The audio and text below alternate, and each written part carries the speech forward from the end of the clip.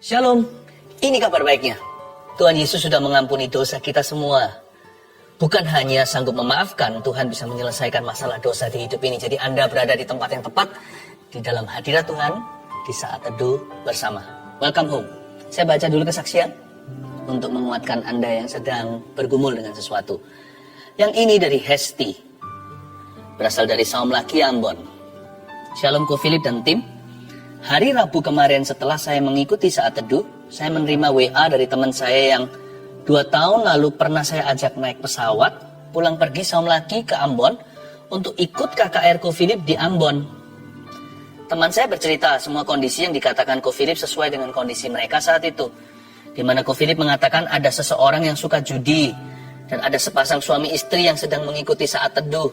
Berada dalam satu ruangan, ada meja dengan taplak hijau. Istri sedang mengikuti saat teduh, namun suaminya acuh tak acuh atau cuek. Dan saat Ko Philip berkata untuk kepada suaminya, Tuhan Yesus memilihmu. Suaminya mendengar itu dan langsung menangis. Puji Tuhan, kemarin teman saya dan suaminya tersebut mau untuk bergabung di CG online. CG itu by the way adalah cell group, connect group di gereja yang saya gembalakan.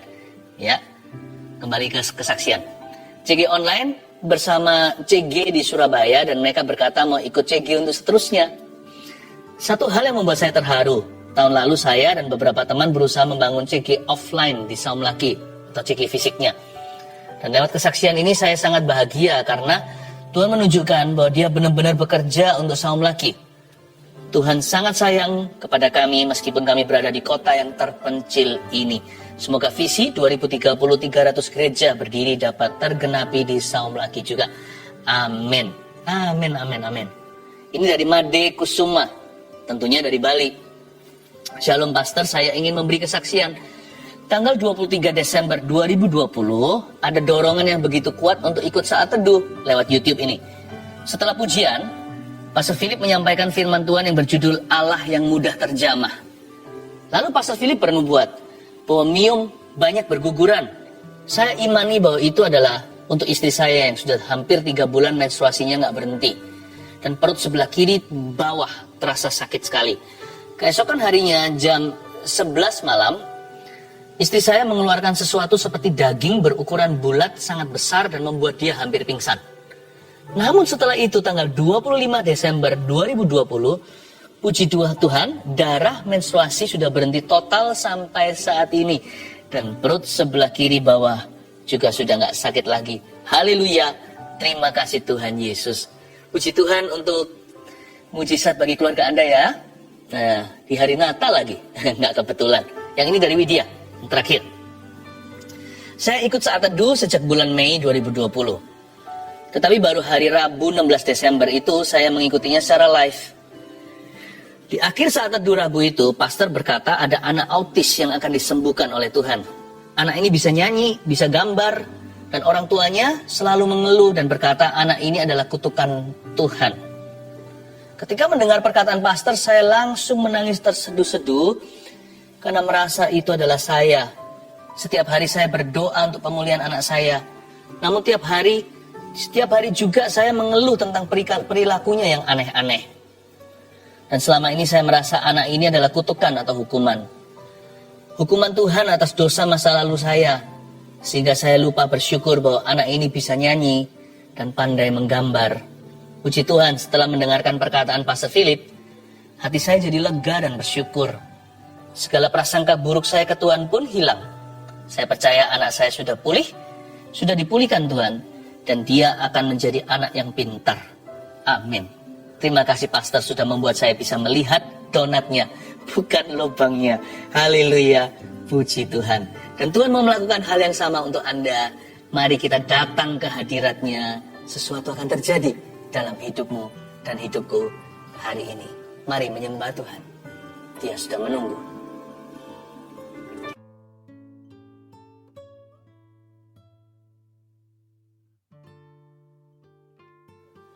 Selamat malam semua, apa kabar? Shalom, shalom. Dan kalau yang nggak live nanti menyaksikan video ini, di jam berapapun Anda menyaksikan ini, Tuhan ada di situ. Ya, Kita mulai dengan kesaksian seperti biasanya. Live chat juga sudah buka. Ini kan YouTube Live. Anda bisa sampaikan permohonan doa. Mulai sekarang bisa komunikasi dengan kami. Tim sudah ready. Saya bacakan dulu kesaksian. Ini dari kesaksian saat teduh yang lalu. Yang ini namanya Indah. Bulan Juli salah satu saat teduh, Pastor Philip bernubuat bulan Agustus adalah bulan titik balik. Akan ada deal-deal yang dari Tuhan. Akan ada jabat tangan sebagai tanda kesepakatan. Saat itu saya menerima dengan bingung. Bagaimana caranya ya Tuhan, dalam waktu dekat ada rumah kami yang bisa deal. Usaha suami saya di dunia properti pengembang. Dan saya adalah agen properti. Akhir Juli kira-kira tanggal 28. Ada deal harga dan kami diberi DP salah satu rumah kami. Dan tepat bulan Agustus tanggal 6 kami ada jabat tangan di notaris. Transaksi jual beli. Seperti yang dinubuatkan Pastor Philip. Kemudian Pastor Philip doa minta perpanjangan waktu sampai bulan September. Dan benar-benar luar biasa Tuhan itu. Di akhir September kami deal harga lagi satu rumah yang lebih kecil. Dan tanggal 12 Oktober kemarin kami jabat tangan sekali lagi di notaris untuk pelunasan rumah. Padahal rumah ini sudah 3 tahun nggak bisa dijual. 3 tahun belum bisa terjual, tapi justru di saat pandemi malah bisa terjual dan cash lagi pembelinya. Dahsyat. Sungguh bersyukur buat apa yang Tuhan berikan kepada kami. Puji Tuhan. Saya senang sekali mendengarkan orang yang bersyukur ya, Tuhan itu baik. Yang ini kesaksian dari tim live chat, tim doanya. Jadi yang melayani nggak dilupakan ternyata. Give, it will come back to you. Ini agak panjang, kesaksian luar biasa. Kira-kira hampir 1 bulan saya sering gatal-gatal di seluruh badan, rasanya nggak enak, seperti panas, perih, sampai mau garuk-garuk saja. Puncaknya hari Senin, 12 Oktober tiba-tiba dilekukan tangan seperti pecah-pecah kering. Lalu mulai mengelupas perih, warna merah dan keluar darah dikit-dikit. Lalu di pergelangan tangan kiri dan semua lengan saya seperti ada kulit mengkerut dan berubah warna jadi coklat seperti kulit kering. Lalu tanggal 14 Oktober saya tugas live chat. Jadi nggak dengerin Ko Philip saat teduh. Tapi saat itu suami saya mengikuti saat teduh bersama Ko Philip. Malam harinya saya sudah tidur. Sama suami saya saat teduhnya diputar ulang lagi. Saat di akhir Ko Philip bilang, ada seseorang perempuan yang Anda punya alergi tertentu. Itu ditimbulkan oleh lemak dalam tubuh Anda. Karena badan Anda gemuk, lifestyle Anda tidak sehat. Lemak itu membuat badan Anda gatal, sampai dilekukan-lekukan tangan merah-merah seperti darah keluar. Dan Ko Philip bilang kalau Anda dijamah Roh Kudus saat ini. Dan Anda disembuhkan. Dalam sebulan berat badan Anda akan turun sampai 5 kilo. Lalu malam itu Sandy Imani namanya nih, dan doakan bahwa itu saya dan saya pasti disembuhkan. Waktu pagi hari bangun tidur sama Sandy, saya diputarin saat teduhnya Ko Philip, dan waktu Ko Philip bernubuat buat orang yang sakit gatal-gatal, kita langsung toleh-tolehan. Sandy cuma bilang, kamu gak doa sama Tuhan masalah gatalmu itu, tapi Tuhan tahu detail loh. Detil sekali segala yang kamu perlukan. Saya memang gak doa sama Tuhan masalah gatal yang saya alami, karena saya kira kulitnya kering saja karena jarang sekali punya waktu perawatan tubuh seperti dulu. #efek sibuk kerja. Terus juga jarang makan sayur. Saya baru sadar ternyata hal sekecil itu pun bahkan tidak saya pikirkan bisa jadi masalah kalau Tuhan tidak campur tangan. Tapi puji Tuhan, Yesus tahu apa yang saya butuhkan. Puji Tuhan sekarang sudah gak gatal lagi. Tangan yang bagian lekukan sudah kering, tidak merah-merah sampai seperti darah keluar. Lalu di lengan juga merah-merahnya sudah kering. Di pergelangan tangan juga perlahan kulit mengkerutnya memudar. Yang pasti sudah nggak perih lagi. Lalu yang lebih wow, berat badan saya setiap hari sedikit-sedikit turun. Belum drastis, tapi sekarang sudah 70 sampai 71 kiloan dari yang sebelumnya 76,4 kilo. Melalui kejadian ini saya belajar bahwa ketika kita belajar hidup sungguh dengan Tuhan, kita nggak usah khawatir tentang apapun, karena Tuhan sendiri yang turun tangan, yang cover kita hingga detil-detil hidup kita. Apa yang kita pikirkan, apa yang kita butuhkan, apa yang kita perlukan, bahkan sampai apa yang tidak kita pikirkan, yang tidak dilihat mata, tapi kita perlukan, Dia yang menyediakannya bagi kita. Vina dan Joel. Haleluya. Haleluya, saya terharu. Tuhan itu kerjanya dahsyat, nyata sekali. Hari ini giliranmu. Ayo bawa hati untuk menghadap Tuhan Yesus. Dan Insta Live juga sudah bergabung. Mari kita semua satukan hati, satukan iman, bahwa pengharapan kita yang pupus kepada Tuhan. Mari kita menyembah. Apa yang paling nikmat saat kita bersaat teduh? Yaitu kalau kita berdoa dan membaca firman bersama-sama dengan keluarga. Saya berharap Anda satu keluarga juga sama-sama sudah siap menerima firman Tuhan hari ini.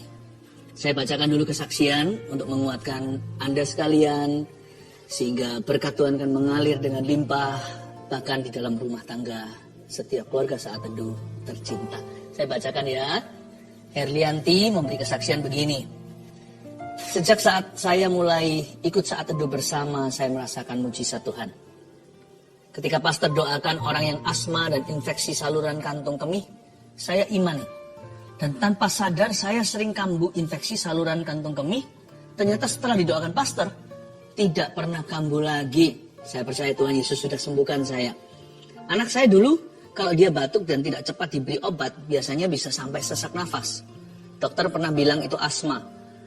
Namun sekarang asma itu sudah tidak kambuh lagi.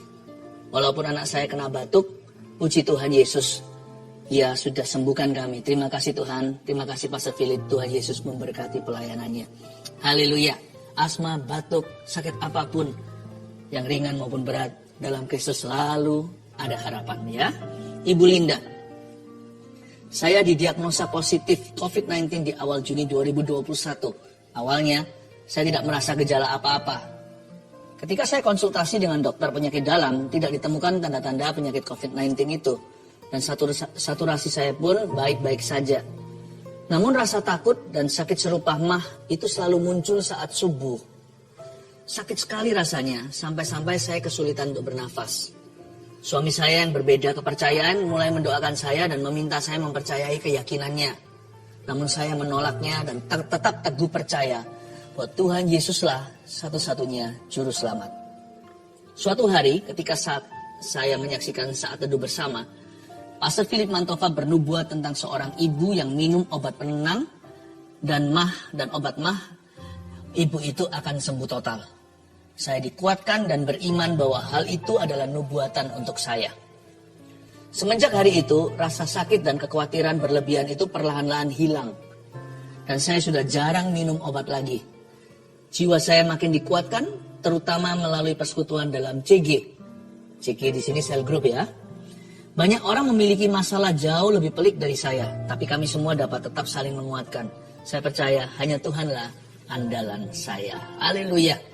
Bukan hanya disembuhkan, tapi juga memperoleh komunitas rohani yang saling menunjang. Puji Tuhan ya, saya berdoa juga keluarga saat teduh tidak ada satupun yang yatim piatu rohani. Semua akan menemukannya. Saya percaya Tuhan memberi kita rumah, bukan hanya di sorga, tapi juga di bumi ini.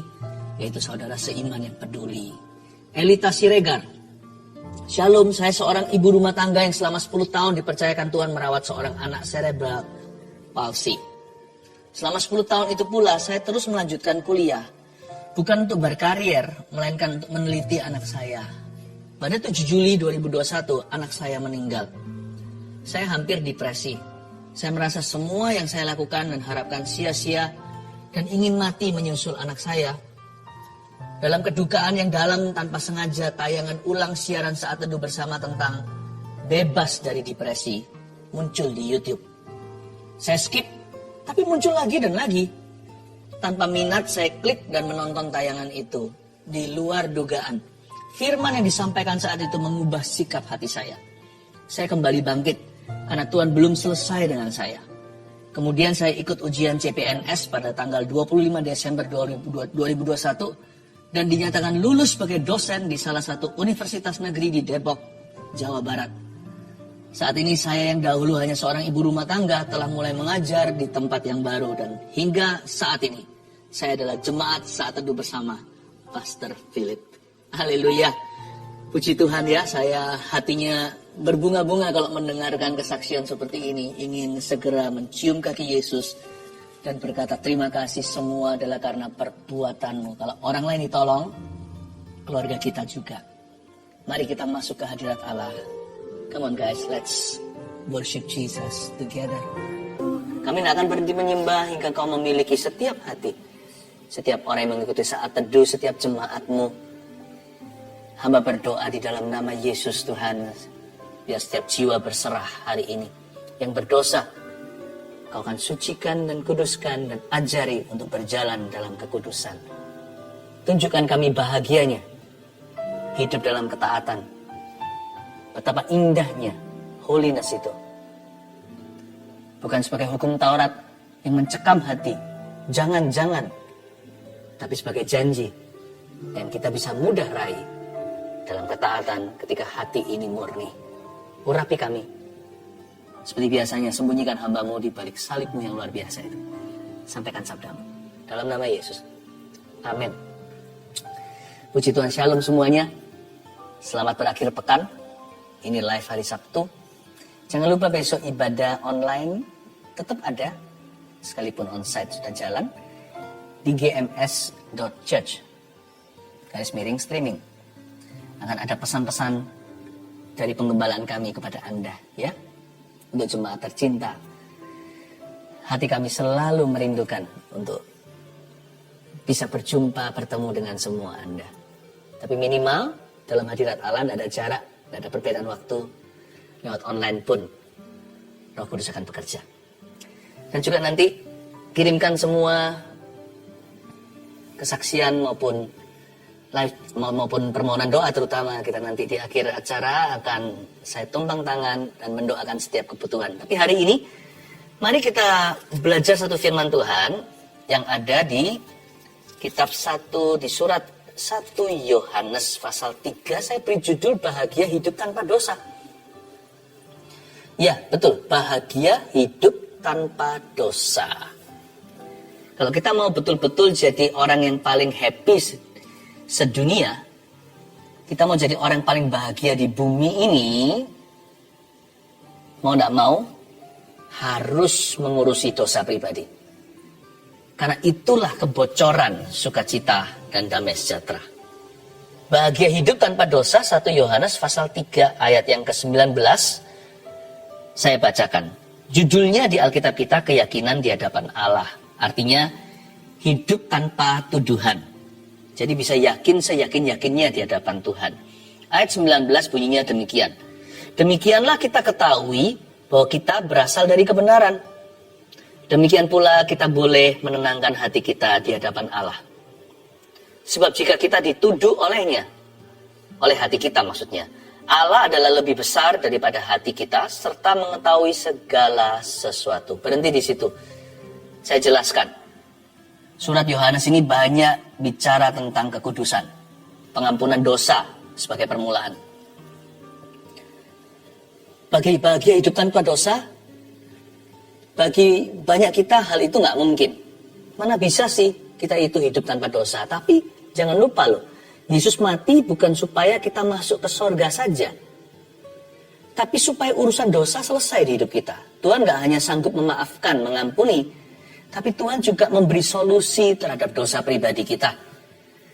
Jadi kebiasaan buruklah yang membuat kita menjadi orang yang penuh dengan perasaan guilty atau perasaan bersalah itu.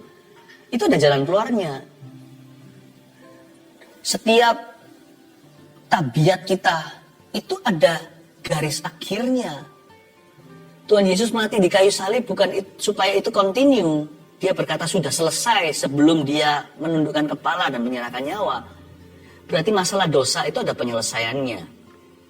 Tapi dosa itu penyelesaiannya bukan pada jangan-jangan. Tidak boleh ini, tidak boleh itu. Kecuali kita bisa melihat janji. Menembus dosa-dosa yang mengikat kita. Kita tidak akan ingin kebebasan atau kemerdekaan. Untuk agar supaya kamu sungguh-sungguh merdeka, anak Allah memerdekakanmu. Anak manusia memerdekakan Anda. Yesus mati supaya kita betul-betul happy. Betul-betul merdeka. Dan kita nggak bisa bahagia selama hidup masih menyimpan dosa. Tapi ayat 19 bunyinya begini. Demikianlah kita ketahui bahwa kita berasal dari kebenaran. Orang yang sudah ditebus oleh darah Yesus, maka orang itu berasal dari kebenaran. Bukan hanya namanya sudah dipindahkan, dicatat dalam kitab kehidupan. Tapi dia sudah dapat hakikat yang baru, a new nature, dapat sifat yang baru. Rohnya dihidupkan. Dia tidak hidup lagi di bawah jajahan hukum Taurat dan dosa. Kita berasal dari kebenaran. Berarti bisa hidup tanpa dosa. Bisa itu. Tapi jangan salah mengerti. Bukan berarti kita bisa hidup tanpa kesalahan. Orang yang berasal dari kebenaran bukan berarti bebas daripada kesalahan. Manusia belum sempurna. Tetap ada proses Tuhan. Yang dimaksudkan dengan kita berasal dari kebenaran itu, artinya kita bisa hidup tanpa dosa yang disengaja. Itu dia. Waktu kita mati terhadap diri sendiri, ketika kita dibaptiskan, itu kan baptisan dalam kematian, lalu kita dibangkitkan bersama dengan Kristus. Kita itu bukan berarti nggak bisa jatuh dalam dosa lagi, tetapi Tuhan sudah mengambil kemampuan kita untuk bisa menikmati dosa untuk waktu yang lama. Jadi anak Tuhan yang sudah ditebus dengan darah Yesus, kalau dia jatuh dalam dosa secara sengaja, dia pasti perasaannya nggak karuan. Jadi ada rem kiri kanan, ada berlapis-lapis berganda-ganda perlindungan Tuhan. Jangan percaya bahwa Anda bisa begitu mudah jatuh dalam dosa. Roh Kudus pasti halangi dan rintangi. Kemanakah aku dapat pergi menjauhi rohmu Tuhan? Nggak segampang itu kok jatuh dalam dosa. Jadi bisa nggak kita itu hidup tanpa dosa yang disengaja? Bisa. Maka perkataanmu telah kutaruh dalam hatiku. Maka perkataanmu telah kutaruh dalam hatiku. Supaya jangan aku berdosa padamu. Supaya jangan aku berdosa padamu. Saya jadi ingat waktu saya baru lahir baru, setiap kali ada godaan namanya ABG, anak masih remaja. Baik itu godaan mata, hawa nafsu tubuh. Ketika saya sudah berniat untuk berdosa itu bisa aja tiba-tiba telepon berdering kayak, atau minimal kalau tidak ada campur tangan manusia, Roh Allah bisa membisikkan sesuatu yang saya kira waktu itu adalah ide saya sendiri atau pemikiran sendiri. Ternyata enggak. Sekarang setelah saya lebih dewasa rohani, saya mengerti itu semua Roh Kudus bekerja. Tiba-tiba Tuhan ingatkan saya, "Hey Philip, kamu tuh mau dipakai Tuhan loh. Masa kamu mau jatuh di sini?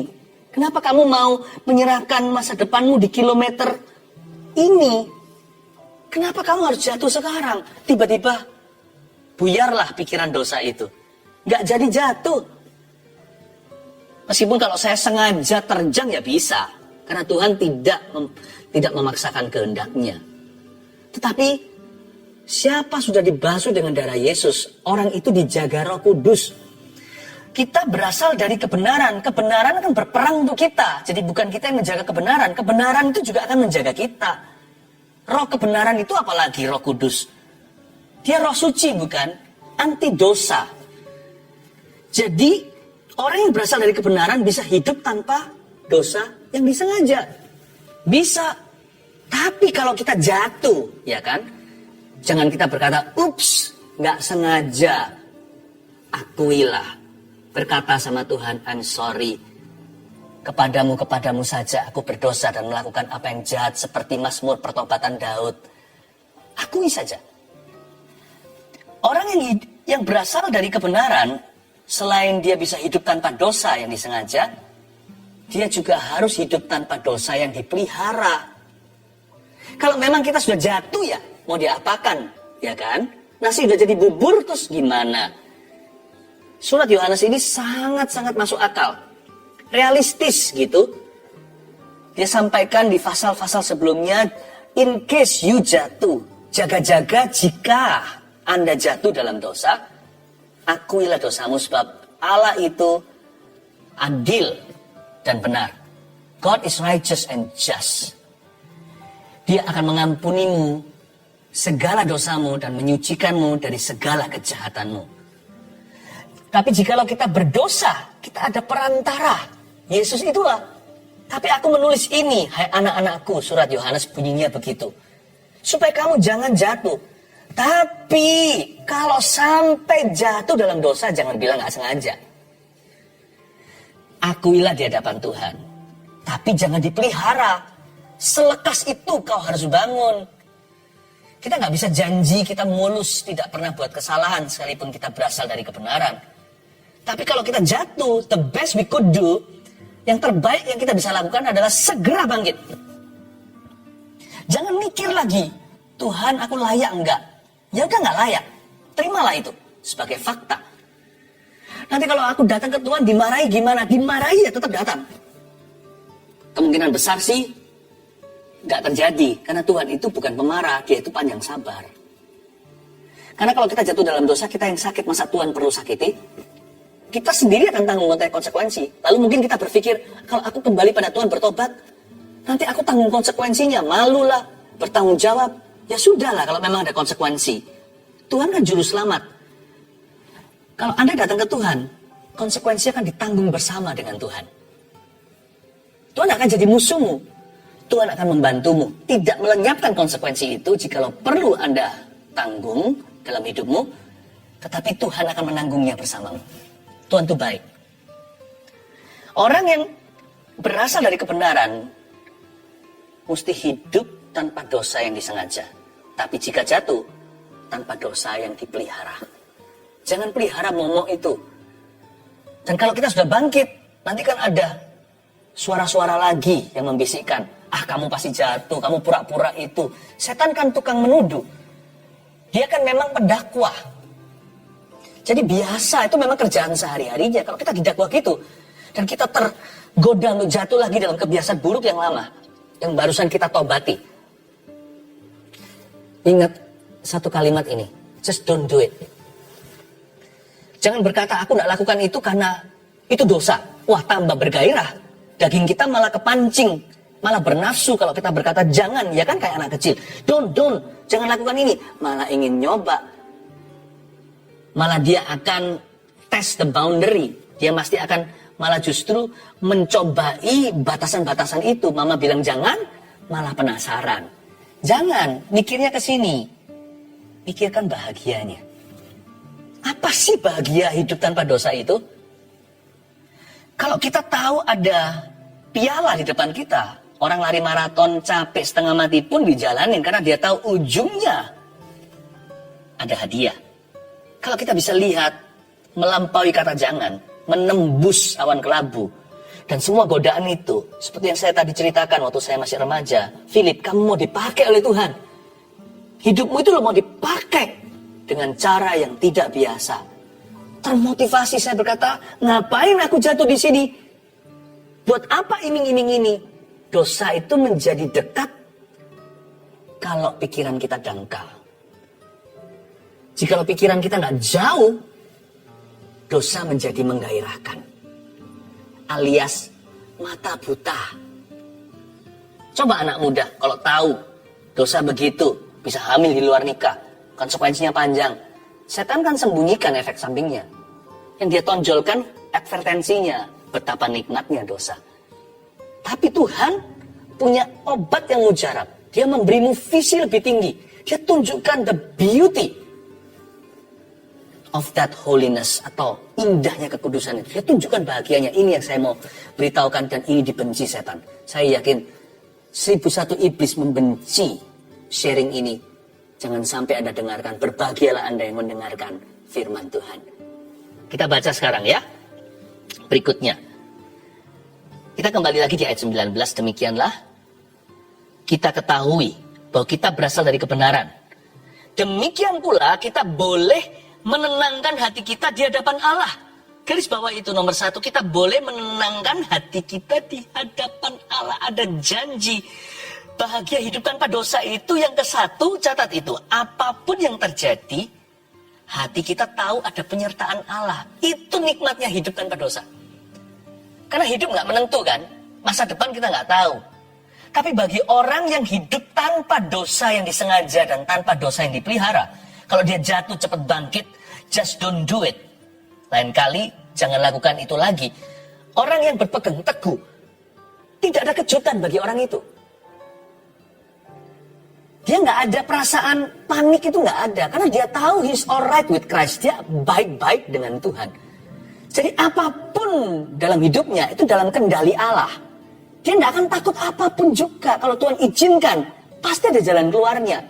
Atau minimal kalau Tuhan biarkan itu terjadi di hidupku, pasti ada kebaikan menyertainya. Ada sebuah perasaan pede, percaya diri yang sifatnya supranatural. Apapun yang terjadi, hati kita itu tahu sendiri bahwa ada penyertaan Allah. Dan pengetahuan inilah yang disebut shalom peace. Bukan damai palsu, damai semu, hanya meditasi, rasa tenang, atau dengar musik-musik yang lembut. Bukan damai begituan. Damai yang keluar dari pengetahuan yang solid. Pengetahuan yang teruji. Bahwa hidupku baik-baik dengan Tuhan. Tidak ada menyimpan sesuatu yang secara sengaja untuk melukai hatinya. Dan aku tidak sedang dalam pelarian. Aku bukan buron sorga. Jadi dia menghadapi hari esok itu dengan confident, dengan percaya diri. Dia tahu bahwa Tuhan sertai dia kok. Apapun yang terjadi nggak ada kejutan bagi hidupnya. Dan apapun yang terjadi, hati kita tahu ada penyertaan Allah. You want shalom peace? No sin please. Siapa mau shalom, damai itu?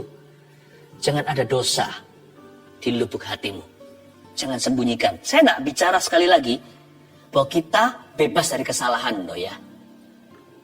Tapi dosa yang disengaja dan dosa yang dipelihara, hindari itu kalau kita berasal dari kebenaran. Bahagianya itu loh tak terhingga. Apapun yang terjadi sama kita, hati kita tahu. Gak ada yang beritahu, kita gak kuliah untuk itu, gak pergi ke universitas mana. Ada sebuah kesaksian roh di dalam diri kita yang gak bisa tercabut dan tidak tergoyahkan. Bahwa apapun terjadi di depan ini, ada penyertaan Allah di hidupku. I find no reason why not. Aku tidak menemukan alasan yang menuduhku mengapa Tuhan tidak sertai aku. Makanya itu orang kalau terus berlumuran dosa hidupnya itu kan kehilangan confidence. Rasa percaya dan keyakinannya sama Tuhan. Itu hilang. Bukan tambah iman sih, buang dosa menurut saya. Salah itu kalau kita suntikin tambah iman, tambah iman. Bukan iman yang dia perlukan. Dia perlu meninggalkan dosa, iman tumbuh sendiri. Nggak usah disiramin, tumbuh sendiri. Anda bukan perlu tambah percaya diri. Perlu kurangi dosa pribadi. Berikutnya, ayat 20. Sebab jika kita dituduh olehnya, dituduh oleh hati kita. Kalau hati kita tertuduh maksudnya. Allah adalah lebih besar daripada hati kita. Serta mengetahui segala sesuatu, garis bawah itu. Allah adalah lebih besar daripada hati kita. Serta mengetahui segala sesuatu. Yang kedua, saat kita tidak tahu sesuatu, hati kita tidak tertuduh. Contohnya, kalau kita ada dosa ya, belum selesaikan sama Tuhan. Dan kita belum betul-betul bereskan. Lalu terjadi sesuatu yang kurang bagus begitu. Langsung pertama-tama apa? Tertuduh dulu. Ini pasti karena dosaku. Ini pasti karena dosa saya. Nanti ada satu musibah. Atau tiba-tiba melahirkan anaknya, lalu anaknya di mana? Perasaan hati itu nggak keruan. Apalagi sudah menjadi orang tua yang sayang sama putranya. Terlebih lagi seorang ibu. Loh, kok anakku begitu? Berbahagialah seorang papa atau mama, apapun kondisi anaknya. Apapun kondisi bisnisnya. Kalau dia tahu, tidak ada alasan untuk kutuk terjadi dalam hidupnya. Dan kalau hatinya tidak menuduh dia punya keyakinan dalam hal-hal yang sifatnya abu-abu. Bahkan sesuatu yang dia tidak tahu, dia tidak akan tertuduh dulu.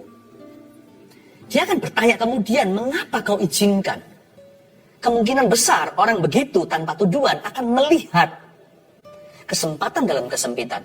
Dia akan melihat berkat bahkan di dalam situasi yang paling mengutuki. Dia akan melihat kesempatan tersebut. Dia akan melihat donat bukan lubangnya. Enak loh hidup kayak begitu. Kalau enggak ya, apapun terjadi di depan itu, selalu kita akan kait-kaitkan dengan masa lalu kita yang belum kita tutup. Selalu kita akan kait-kaitkan dengan apa yang di belakang yang belum dibereskan dengan Tuhan. Selalu kita kait-kaitkan dengan sesuatu tentang diri kita. Hati ini akan terdakwa. Mana bisa happy sih? Dan Anda mereka-reka. Loh, faktanya, kebenarannya mungkin iya, mungkin enggak. Mungkin ada hubungan, mungkin tidak juga. Tapi Anda tertuduh dulu. Sudah tidak punya posisi kuat untuk mengklaim janji-janji Tuhan dalam situasi yang Anda hadapi. Tapi orang yang hatinya tidak menuduh dia, ayat 20 tadi katakan, sebab jika kita dituduh olehnya, sebaliknya Allah kita adalah lebih besar daripada hati kita, serta mengetahui segala sesuatu. Berarti kalau kita nggak tertuduh, Allah kita jauh lebih besar dari hati kita. Ketika kita tidak tahu sesuatu, kita bisa tanya sama Tuhan, why? Nggak marah dulu. Makanya itu banyak orang tanya, mengapa ini terjadi? Mengapa itu terjadi? Bagi orang yang hatinya tidak tertuduh, pertanyaan why itu sudah ada jawabannya, meskipun jawabannya tidak tentu memuaskan logika. Aku tidak tahu kenapa itu terjadi. Tuhan, ku percaya rencanamu indah, walau saat ini tak ku mengerti. Engkau telah berfirman, memberi masa depan, damai sejahtera, penuh harapan. Nah, ini jawabannya. Nggak tentu memuaskan logika, tapi hatinya langsung tenang di hadapan Tuhan. Ku tahu rencanamu indah bagiku, karena hatiku nggak tertuduh.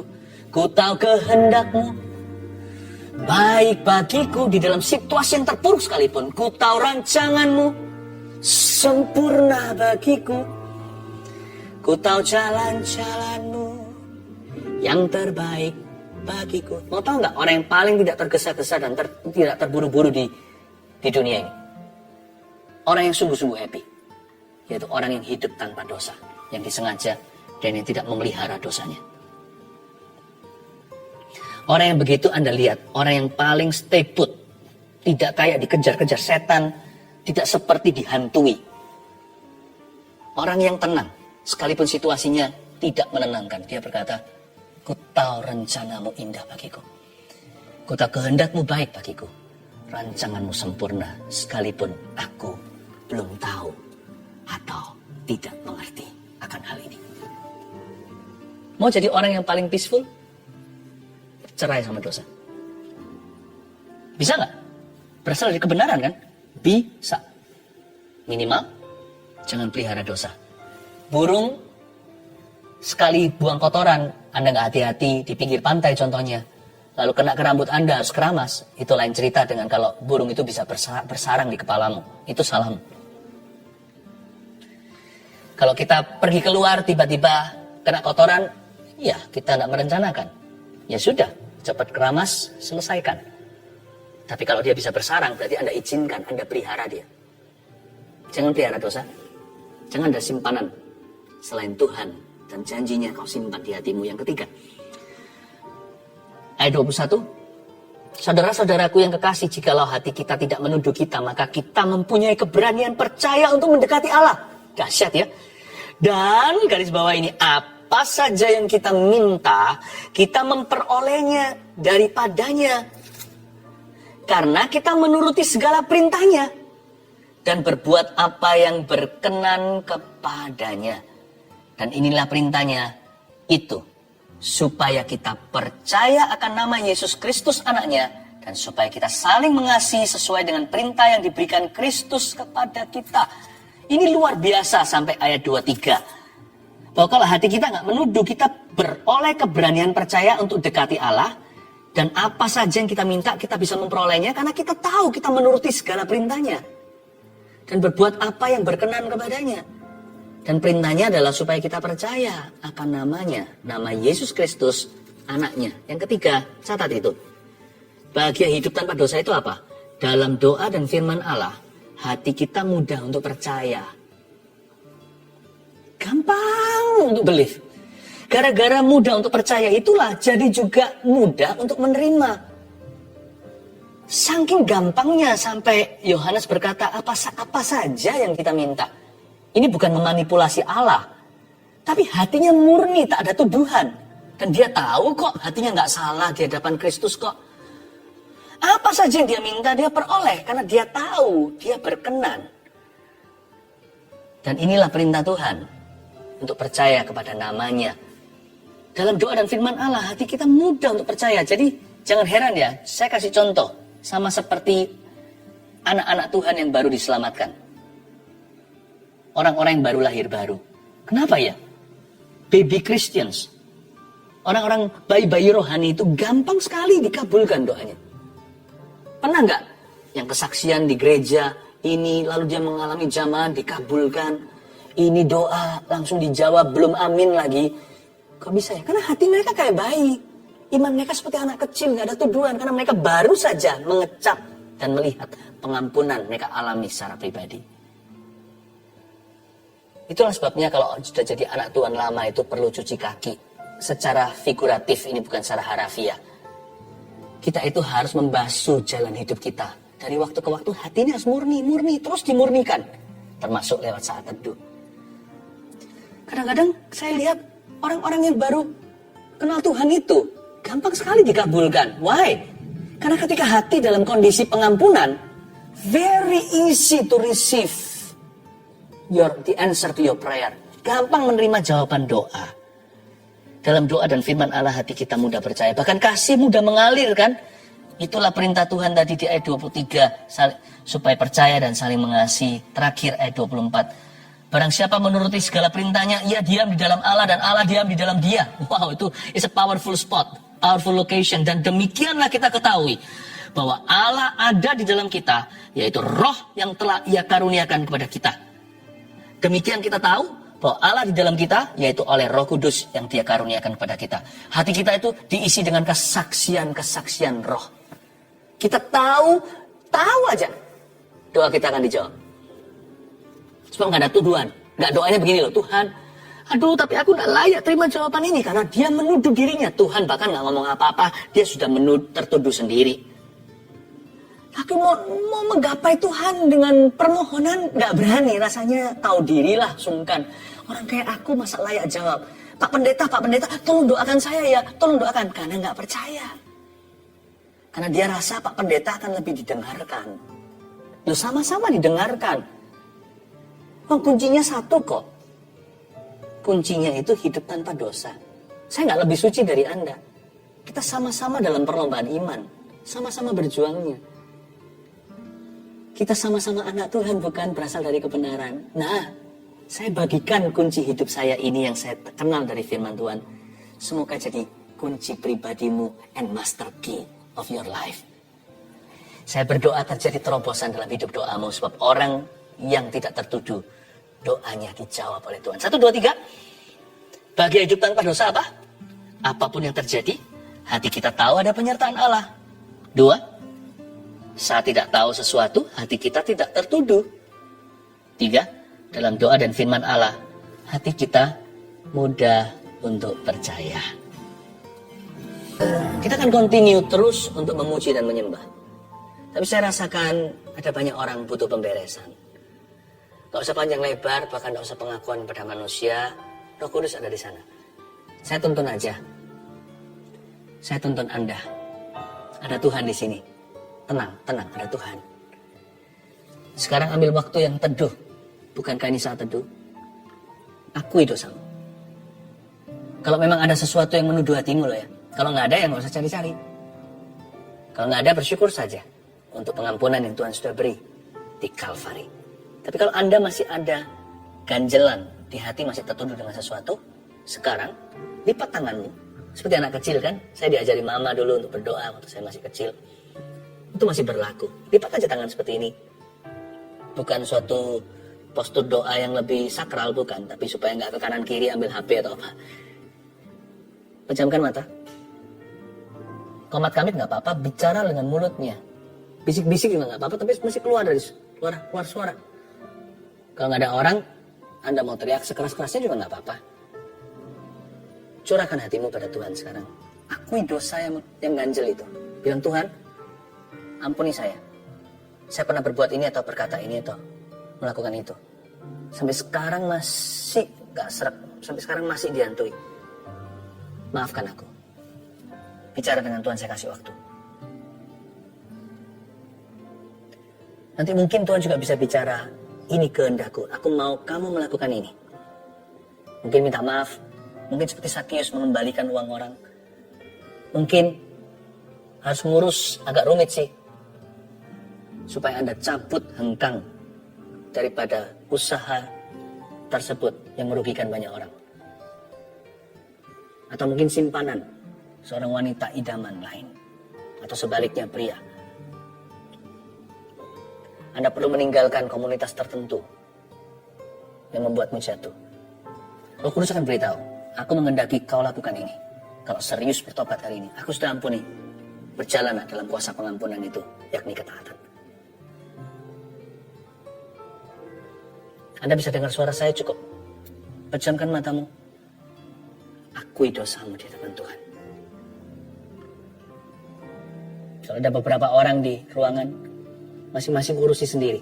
Jangan urusi orang yang di sebelahnya. Ini sangat pribadi dengan Tuhan. Ucapkan kalimat-kalimat pertobatan. Tuhan ada di sini. Tuhan ada di sana.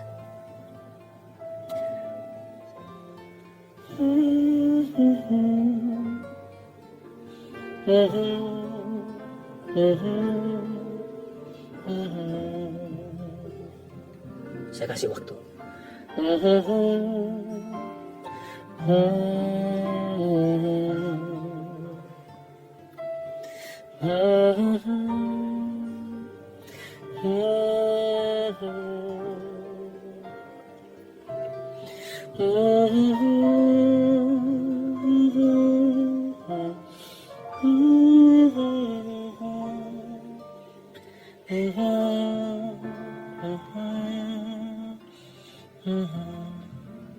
Pakai waktu yang ada sebentar lagi.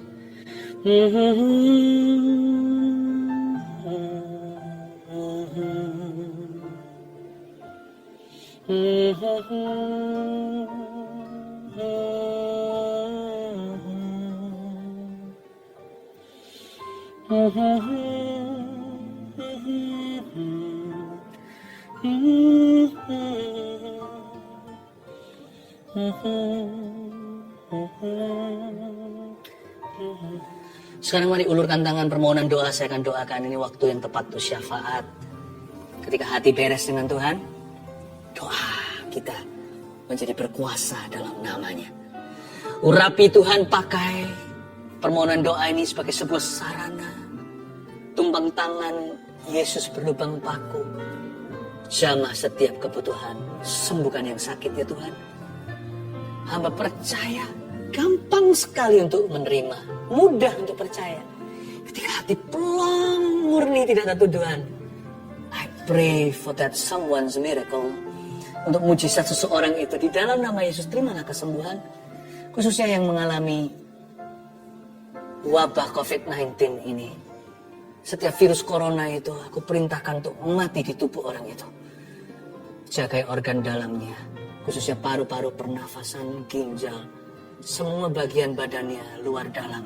Kau pelihara sempurna. I rebuke you corona. Di dalam nama Yesus Kristus. I speak healing. Aku deklarasikan kesembuhan dalam nama Yesus Kristus. Setiap pasien-pasien yang ada. Jagai umatmu. Jangan ada yang terpapar lagi. Dalam nama Yesus ya Bapa Sorgawi. Hamba berdoa sembuhkan keuangan orang itu. Pekerjaannya yang sedang sakit. Pernikahan dan rumah tangganya yang sedang bubar. Kekerasan dalam rumah tangga harus dihentikan, kata Kristus saat ini. Roh Kudus berkata begitu. Stop abusing your family karena masalah ekonomi. Nggak ada urusan dengan mereka, bukan salah mereka. Jangan lampiaskan frustrasimu, hai suami atau pria itu kepada siapa saya berbicara dalam nama Yesus. Letakkan tanganmu. Ada seseorang yang punya benjolan di leher bawah sini sebelah kiri. Saya berdoa di dalam nama Yesus Kristus. Benjolan itu menjadi sesuatu yang jinak. Bukan tumor, ganas, atau kanker yang kau takutkan. Sekalipun tetap harus ke dokter, biarkan diverifikasi. Di dalam nama Yesus aku perintahkan bahkan untuk lenyap.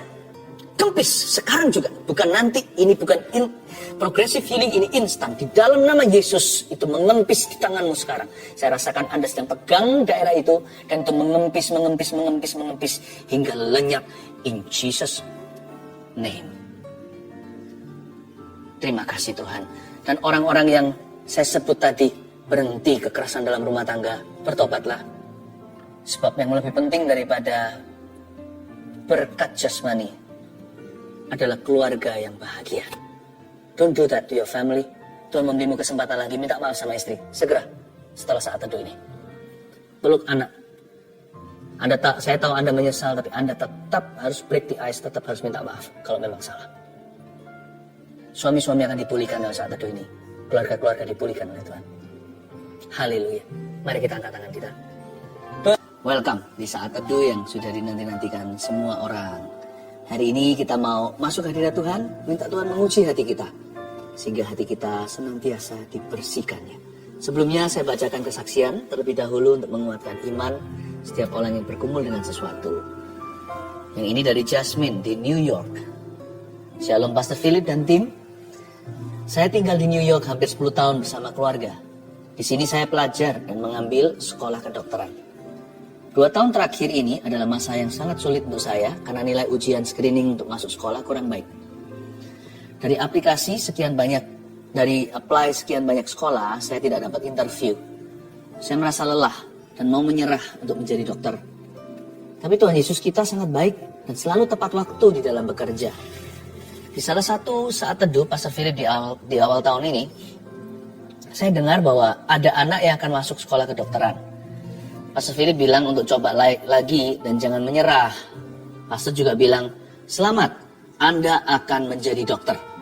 Di saat itu hati saya tergerak untuk berdoa dan meminta, serta mengimani bahwa itu juga rencana Tuhan Yesus untuk saya.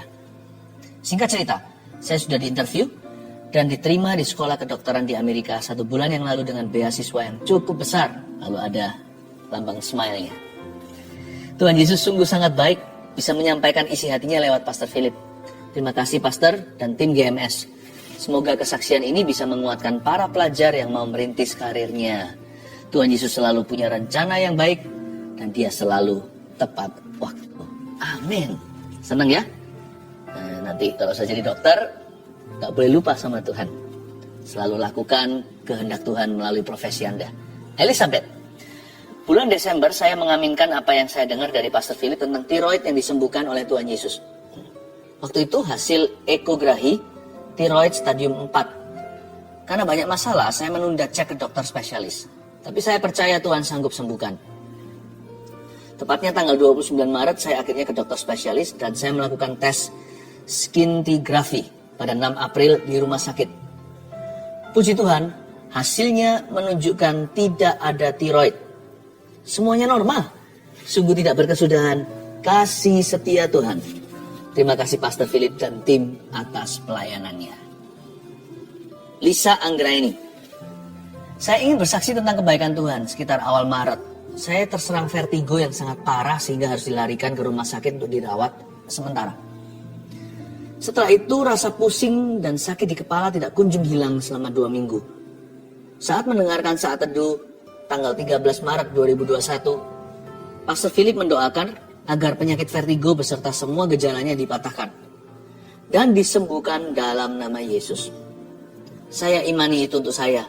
Seketika itu juga rasa pusing dan tidak enak di kepala saya hilang seketika. Saya bersyukur tidak pernah kambuh lagi hingga hari ini. Tuhan itu baik. Terima kasih atas pelayanan pastor beserta seluruh tim. Puji Tuhan, banyak orang mengalami mujizat. Mari kita doakan hari ini giliran Anda yang menanti-nantikannya. Tapi sebelumnya, mari bawa hati kita, biar Tuhan selidiki, biar Tuhan murnikan, dan biar Tuhan menjamahnya. Haleluya. Update yang tumbang tangan, tapi sebelumnya saya beritahu apa yang saya rasakan. Saya rasakan ada di antara Anda, tidak sedikit sebenarnya, yang bergumul dengan penolakan manusia. Sebagian disakiti teman, pacarnya, atau ex-nya, bahkan suami atau istrinya. Dan tidak sedikit juga yang berurusan batinnya dengan orang tuanya. Selama ini Anda hanya merasakan kesepian. Yang Anda rasakan ya lumrah sebagai manusia sebelum dengar firman seperti ini. Yang Anda terus rasakan adalah penolakan mereka. Hari ini bertobatlah. Hari ini bertobatlah. Bilang sama Tuhan Yesus, ampuni aku, selama ini aku lihat lubang donatnya. Sementara selama ini kau selalu menungguku, menyambutku, kau membelai aku. Saya bisa rasakan di belakang saya ini seperti semutan. Dan saya tahu hal-hal seperti ini peka. Ini bukan perasaan saja, bisa saja fisik, tapi bisa saja tubuh saya menangkap sinyal-sinyal hadirat Tuhan ada di sini. Seperti ada belayan-belayan. Saya rasakan belayan itu sebenarnya untuk Anda. Saya hanya menjadi kepanjangan lidah. Lalu di antara Anda sekarang, beberapa orang merasa seperti di lehernya sini seperti ada sesuatu yang naik turun. Tiba-tiba semua kebencian, penolakan, kepahitan itu muncul semua ke permukaan. Naik turun, naik turun. Seperti ada sesuatu yang mau dikeluarkan, seperti mau muntah. Di sebelah sini, naik turun, naik turun. Anda merasa Anda adalah anak tertolak. Anda merasa Anda adalah istri tertolak. Ayo cepat-cepat sekarang berdoa. Kalau itu adalah Anda. Kalau itu adalah Anda. Sekarang ulurkan tangan ke depan aja sambil saya pegang tablet ini dan sekalian mendoakan untuk semua orang. Ulurkan ke depan. Tuhan Yesus. Bilang sama saya, Tuhan Yesus, ampuni aku selama ini lihat lubang donatnya. Mulai hari ini yang kurasakan adalah kasih, bukan penolakan manusia. Yang kurasakan adalah penerimaan Allah. Terima kasih Engkau sayang padaku. Aku tidak mau berhubungan lagi dengan roh kepahitan ini dan roh penolakan ini. Aku putuskan di dalam nama Yesus. Aku perintahkan setiap roh penolakan untuk meninggalkan orang-orang itu sekarang. Di dalam nama Yesus Kristus. Keluar. Di dalam nama Tuhan Yesus Kristus. Tinggalkan orang-orang yang kau jajah bertahun-tahun ini. Kau roh penipu, roh najis, roh kepahitan, roh penolakan yang naik turun di leher orang itu. Seolah-olah semua gelembung itu keluar, semua memori itu datang. Aku perintahkan di dalam nama Yesus untuk kau meninggalkan mereka dan jangan pernah kembali, jangan ganggu mereka lagi.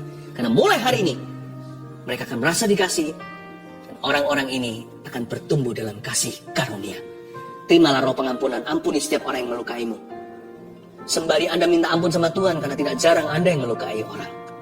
Tapi sekarang terimalah pengampunan sambil terus semuanya diulurkan tangan, diangkat tangannya. Dan permohonan doa terus masuk tablet yang saya pegang dan juga dipegang oleh tim saat ini.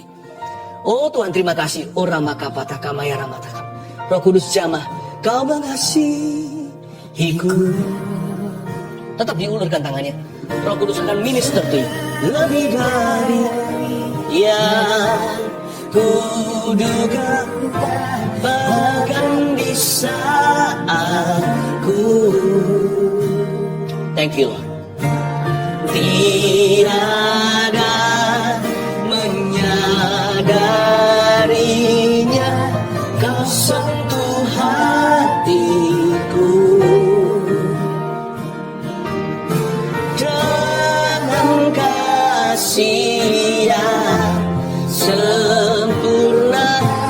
Kau menyayangiku lebih dari yang saudara-saudara yang mau berdoa untuk memperoleh keturunan yang selama ini belum diberkati dengan momongan, Anda letakkan, kalau suami istri di sini, kalau Anda sama-sama saat teduh, please gandeng tangan. Mama atau sang istri bisa pegang ke perutnya sebagai simbol aja kekandungannya, atau bisa bergandengan tangan dengan pasangannya. Tuhan Yesus, hamba berdoa. Simpel saja doa, tidak seperti orang Farisi yang bertele-tele. Aku berdoa untuk momongan yang dari Engkau, yang terbaik dari yang pria maupun yang wanita, dari suami maupun istri. Ya Tuhan Yesus, Kau titipkan ke dalam kandungan itu. Hamba berdoa di dalam nama Yesus untuk bibit unggul, benih-benih yang ilahi. Ya Tuhan, keturunan-keturunan yang diberkati. Ingatlah mereka ketika hari ini suami istri ini berdoa. Ingatlah mereka. Ku berkati di dalam nama Yesus kehidupan di dalam sang suami, dalam tubuh sang suami, benih di dalam diri sang suami, dan ku berkati kandungan di dalam tubuh sang istri. In Jesus name, mulai sejak saat ini Tuhan akan membuka tingkap langit dan mendengarkan doa ini dan menjamah. Letakkan tangannya semuanya. Ada seorang anak yang baru saja ulang tahun 4 tahun. Anda berkata seperti ini, orang tua. Aku percaya nanti ulang tahun ini ada mujizat terjadi. Dia berbicara, tapi sampai sekarang belum berbicara. Waktu kemarin dia ulang tahun, Anda kecewa sekali rasanya kok Tuhan tidak dengarkan doa. No. Yesus datang terlambat untuk membangkitkan 4 hari, ingat. Dia sudah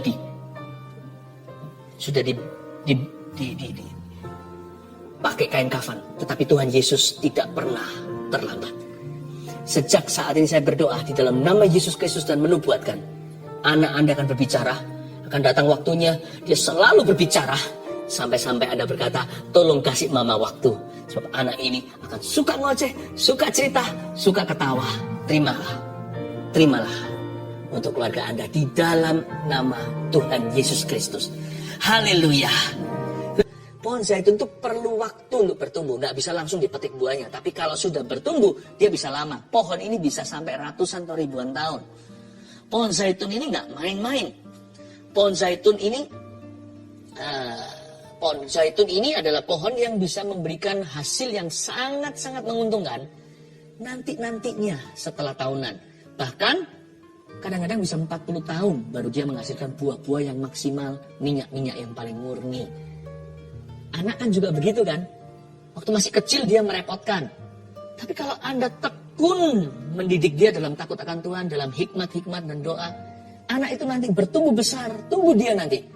Ketika dia mulai dewasa 20, 30, 40, semakin matang, semakin murni. Dari dulunya merepotkan, nanti akan membuat hidup Anda ringan. Anak yang bijaksana meringankan hidup ayah ibunya. Anak-anakmu seperti tunas pohon zaitun di sekeliling mejamu. 1, 2, 3, keluarga yang bahagia itu seperti apa? Yang kepala keluarganya takut mendukakan roh Allah. 2, yang istrinya penuh kasih dan kaya dalam perbuatan baik. 3, yang anak-anaknya bertumbuh dalam kebenaran firman. Saya percaya Anda diberkati. Amin. Mari kita sama-sama kembali menghampiri tahta Allah. Haleluya. Saya merasakan dalam roh saya ada sebuah seruan. Saya tahu itu bukan Roh Kudus tapi roh saya.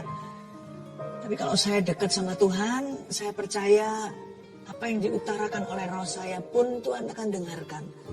Ada kata-kata menjerit begini. Keluarga Saat Teduh kali ini akan berhasil. Untuk keluarga Saat Teduh yang ingin ada program untuk punya anak, dibantu dengan medis, dan bahkan dokternya pun adalah seorang anak Tuhan. Don't worry. Seruan dalam roh saya dengarkan, kali ini akan berhasil. Saya berdoa dalam nama Yesus, Tuhan bisa memberikan lewat mujizat. Tapi kadang-kadang Tuhan memberikan sesuatu yang progresif. Ada waktunya Tuhan memberikan secara supranatural. Juga datang saatnya di waktu kita kadang-kadang sesuatu yang alami terjadi lewat pertolongan. Itu pun pertolongan Tuhan, segala pertolongan itu datang dari Tuhan. Keluarga Saat Teduh yang sedang memprogramkan untuk bayi, kali ini kau akan berhasil dalam nama Yesus.